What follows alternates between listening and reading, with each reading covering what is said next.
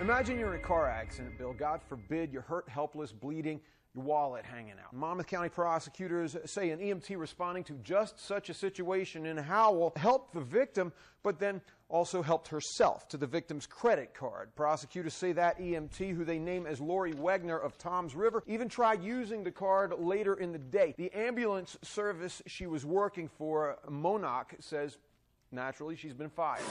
Investigated the situation after we were notified, and unfortunately she chose not to respond to us when we reached out to her, and she no longer works for the organization.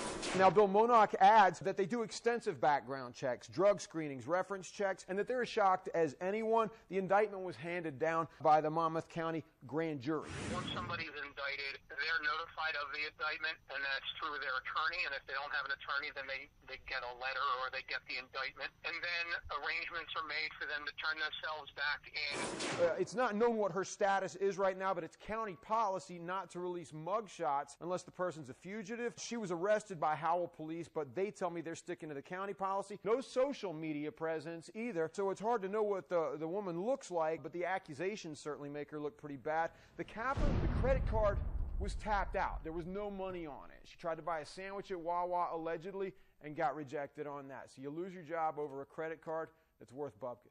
The only time that an EMT should be anywhere near your wallet is just to check your ID to figure out who you are. The fact that they even touched the wallet and took out a credit card, there's no point. Isn't there a rule against this? It's one of those tragic cases because it sounds like the company's trying to do everything to handle it appropriately. They did background checks, but legally, they're probably liable. That was one of your employees who was involved in doing something like that. So it's sad. Hopefully this person, if they did it, is going to be punished. I'm not sure how you stop this from happening. Was the woman at least taken care of physically? I mean, did she at least get the EMT care that she deserved? Before she got robbed? Right. There's not a name on the victim, but what I've heard is that everything else went. She thought it was like the price of saving her life. That's what I'm trying to say. I saved your life. I'll take your credit. I mean, crazy. Honestly, though, with respect to all of the first responders out there, in terms of this is 9/11. I mean, I think this is an isolated case. I don't think that you want to speculate that this is happening all the time. Actually, this is the first kind of a case that I've heard of with regard to an ambulance personnel or an EMT. So, we're with the first responders, and you're innocent until they prove that you're guilty.